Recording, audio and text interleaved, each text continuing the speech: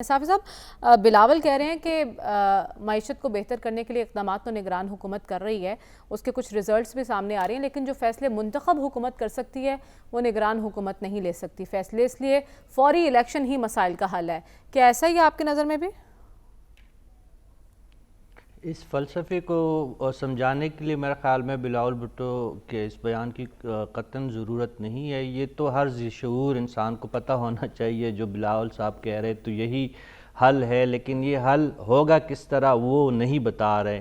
ان کی پارٹی کی طرف سے بھی ابہام پیدا کیا جا رہا ہے۔ آج ہی ان کے پارٹی کے رہنما نیّر حسین بخاری صاحب گئے ہیں الیکشن کمیشن، اور جو الیکشن رول 2017 میں ترامیم تجویز کی گئی ہے اس کے حوالے سے انہوں نے اپنے تحفظات کا اظہار کیا ہے، تو ظاہر ہے اس تحفظات پہ جب غور ہوگا تو بات اور پرولانگ ہوگی۔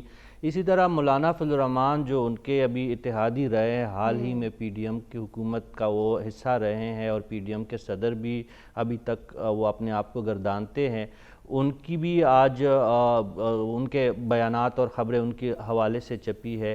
وہ بھی یہ سمجھ رہے ہیں کہ ملک جو ہے ڈوب رہا ہے اور سیاسی جماعتیں جو ہے وہ کیوں مشغول ہے انتخابی مہم میں، گرچہ مسلم لیگ نون کے علاوہ کوئی اس طرح انتخابی سرگرمیاں یا جو ہمیں انتخابات کے حوالے سے کچھ نوید ہو، اس حوالے سے کوئی خاص سرگرمیاں ہے بھی نہیں، لیکن مولانا فضل الرحمان صاحب کو اس پہ بھی اعتراض ہے اور ان کا مولانا یہی صاحب کہہ رہے کہنا ہیں ہے جو کہ حالات ہیں وہ اس میں ہم مہم نہیں چلا ملک سکتے اور ان حالات میں انتخابی عمل بالکل مخدوش ہو کر رہ جائے گا۔ یہ زمینی حقائق ہیں یا ان کے اس بیان سے تاثر ابھر رہا ہے کہ وہ بھی الیکشن نہیں چاہ رہے جلدی؟ دیکھیں، اگر ان کا اشارہ جو ہے سیکیورٹی معاملات کی طرف ہے تو یقینی طور پر سیکیورٹی کی سچویشن جو ہے وہ خراب ہے۔ باجوڑ میں انہی کی جماعت کے کارنر میٹنگ پہ جب حملہ خودکش ہوا اور اس میں کئی بے گناہ لوگ شہید ہوئے، اسی طرح یہ مستونگ کہ یہ جو حالیہ واقعہ ہے اس سے پہلے جمعیت علماء اسلام فے کے ایک لیڈر مولانا عبدالغفور حیدری صاحب پہ وہاں پہ حملہ ہوا تھا۔ جمعیت کے ایک دوسرے جو رہنما ہے بلوچستان میں، وہ بھی حملے کا نشانہ بن چکے ہیں، جو ترجمان بھی ہے پی ڈی ایم کے۔ اسی طرح مولانا صاحب کو خود کئی جو ہے خطرات کا سامنا ہے، ژوب کی بات کرے، مستونگ کی بات کرے، ہم ہنگو کی بات کرے، باجوڑ، پشاور، یہ تمام واقعات تو ہو رہے ہیں، اور آنے والے دنوں میں جو افغانستان کے ساتھ ہماری کیفیت بنتی جا رہی ہے تو سیکیورٹی کے مزید خدشات ہے، لیکن اس کا یہ مطلب ہرگز نہیں ہے کہ سیکیورٹی کے معاملے کو جواز بنا کے ہم جمہوریت ہی کا جو ایک سسٹم ہے اس کو پورا لپیٹ دے۔ آج ہی کے دن یعنی 7 اکتوبر 1958 کو اسکندر مرزا نے اس عوام کو مارشل لاء کی افریت سے متعارف کروایا تھا۔ 65 سال ہو گئے، 10 سال مارشل لاء بھی ہم نے دیکھ لیے، اس سے زیادہ بھی مارشل لاء اس ملک میں رہے ہیں، لیکن اس کا بھی تو کوئی نتیجہ ہمارے سامنے نہیں ہے۔ تو واحد حل ہمارے پاس یہی ہے کہ چاہے حالات جیسے ہو، ہمیں انتخابات کی طرف جانا ہے، ہم نے جمہوریت کے نظام کو آگے چلانا ہے، اس میں ہمیں گزارا کرنا پڑے گا۔ ہمیں کوئی آئیڈیل لیڈرشپ اس وقت دستیاب نہیں ہے، انہی جو موجودہ لیڈرشپ ہے انہی میں سے چناؤ کرنا ہوگا۔ اور مولانا فضل الرحمان صاحب کی اچھی ایک بات مجھے یہ بھی لگی کہ انہوں نے یہ بھی کہا کہ تمام لیڈرشپ بشمول پاکستان تحریک انصاف کی لیڈرشپ کے ان کو جیلوں سے باہر ہونا چاہیے، اور وہ کہہ رہے کہ تب مزہ آئے گا کہ تمام سیاسی لیڈرشپ میدان میں ہو اور انتخابات کا جو ہے پورا میلہ سج جائے تو اس کے نتائج بھی پھر ممکنہ طور پہ تسلیم کیے جائیں گے۔ اگر ایسا نہیں کیا جائے گا اور غلط فہمیاں پیدا کی جائیں گی تو پھر معاملہ دوسری طرف ہمیں جاتے ہوئے دکھائی دے رہا ہے، اور مینار پاکستان برنے والوں کی جو فکر ہے وہ ہم نہ کریں۔ مینار پاکستان کو جس نے برا تھا وہ کہاں ہے؟ تو نواز شریف صاحب کو میرے خیال میں مینار پاکستان کی برنی کی ضرورت نہیں ہے۔ اس وقت اگر عام عوام کے جیب بھر جائے، بھرے بھی نہ ہو، جس میں سوراخ بلکہ چھید ہو چکے ہیں، اس پہ کچھ بچتا نہیں ہے، جو بھی لوگ کماتے ہیں وہی ضروری چیزوں میں خرچ ہو جاتے ہیں اور پھر بھی ضروری جو آپ کی ضروریات ہوتی ہے وہ پوری نہیں ہوتے۔ جو بھی اس مسئلے کا حل نکالے، معیشت کا جو پہیہ جو بالکل رکا ہوا ہے اس کو چالو کرنے کے اگر کسی کے پاس کنجی ہے، کوئی چابی ہے، کوئی طریقہ ہے، ہم ان کو ویلکم کریں گے، عوام ان کو ویلکم کریں گے۔ اور میں نے کل بھی کہا تھا کہ ماضی کے قصوں میں ہم نے نہیں پڑھنا۔ جن کے پاس یہ کنجی ہے جو یہ حل نکال سکتے ہیں۔ صاحب آپ کو لگتا ہے کہ ملکی مفاد میں آنے والے دنوں میں سیاسی جماعتیں کوئی مساق معیشت کر سکتی ہیں، مل بیٹھ سکتی ہیں اس معاملے پر؟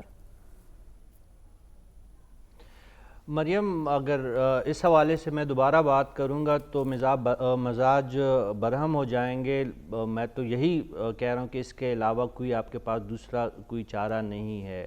یہی لیڈرشپ جو اس وقت چاہے وہ جیل میں ہو یا وطن سے باہر ہو، یہ تمام لیڈرشپ جب سر جوڑ کے نہیں بیٹھے گی تو آپ کی گاڑی آگے نہیں چلنے والی، بلکہ آپ کی گاڑی جو ہے وہ تباہی کی طرف، تنزلی کی طرف تیزی سے پیچھے لڑکتی جائے گی، جو آپ کی ریاست کی گاڑی ہے۔ اگر آپ نے اپنی ریاست کو بچانا ہے تو سب سے پہلا کام، جتنی بھی لیڈرشپ موجود ہے اس میں، چاہے وہ الزامات کے زد میں ہو، چاہے وہ قید و بند کی صعوبتیں برداشت کر رہی ہو، چاہے وہ ملک سے باہر ہو، سب کو آ کے مل کے یہ سنبھالا دینا پڑے گا۔ اگر ایسا نہیں ہوگا تو آپ کے پاس دوسرا رستہ نہیں ہے۔ میں نے آپ کی توجہ پہلے مرحلے میں، جو پروگرام کا پہلا مرحلہ تھا، اس میں مبذول کروانے کی کوشش کی کہ 7 اکتوبر 1958 کو پہلا مارشل لا لگایا تو انہوں نے بھی 3 مہینے مانگے تھے۔ اس کے بعد پھر انتخابات کی شکل ہم نے نہیں دیکھی۔ ملک فیروز خان نون کا پلڑا باری ہے اور ان کی دوبارہ صدر بننے کے راستے مسدود ہے، تو انہوں نے پورے کے پورا جو ہے جمہوریت ہی کو فارغ کر دی، اور پھر دیکھتے ہی دیکھتے انہوں نے آنے والے دنوں میں 5 وزیر اعظم کو گھر بھجوایا۔ تو حالات جو ہے نازک مرحلے سے گزر رہے، اور یہ لفظ بھی ویسے مذاقی بن چکا ہے، جس طرح اسکندر مرزا نے اس وقت کہا تھا کہ جمہوریت مذاق بن چکی تھی۔ تو یہ جو نازک صورتحال کا ہم بار بار تذکرہ کرتے ہیں اور اس کا ہم ادراک نہیں کرتے، تو واقعی ہم نے خود جو ہے اپنے پورے نظام کا مذاق بنایا ہوا ہے۔ آج جو ریاست پہ حملہ ور ٹی ٹی پی ہے، ان کے رہنما مفتی نور ولی کا 17 اگست 2021 کا بیان ریکارڈ پہ ہے۔ انہوں نے اس کو سب سے اپنی بڑی فتح قرار دیا تھا، اور ملا ہیبت اللہ سے اپنے جو ان کی بیعت ہے اس کی تجدید بھی کروائی تھی۔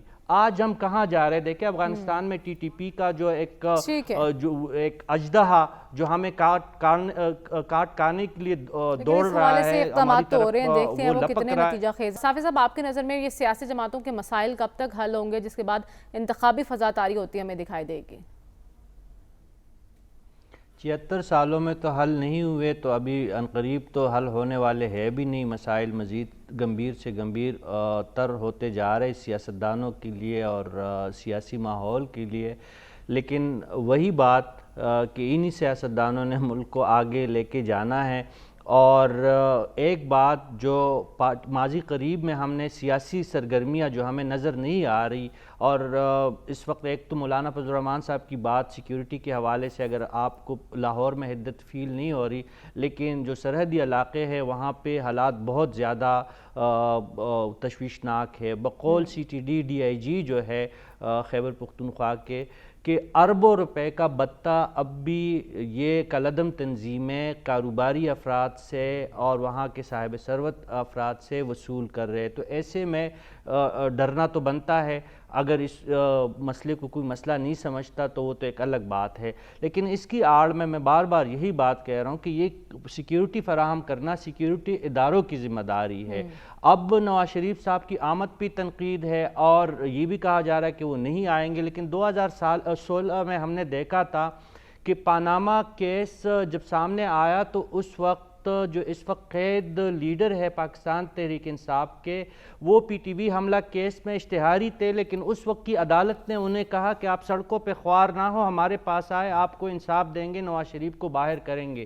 پھر 19 دن پہلے عام انتخابات سے قبل نواز شریف اور ان کی بیٹی کو انتخابی ریس ہی سے باہر کیا گیا، لیکن اس کے باوجود نواز شریف بیٹی کا ہاتھ تھام کے پاکستان آئے اور سیاست کا جو ایک عمل چلتا رہا۔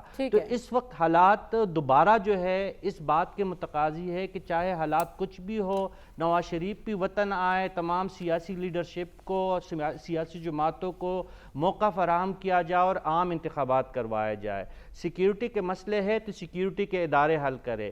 آپ کے پاس پیسے نہیں ہے تو آپ کے عللو تللو کے لیے اگر پیسے ہیں، میں کل ہی بیان پڑھ رہا تھا، پنجاب کے نگران وزیر اعلیٰ کہہ رہے تھے کہ 100 سے زائد ترقیاتی منصوبے آپ نے مکمل کی۔ بھئی آپ کون ہوتے ہیں ترقیاتی منصوبے شروع کرنے والے، مکمل کرنے والے اور اس پہ اپنے تختیاں لگانے والے؟ آپ الیکشن کروائے۔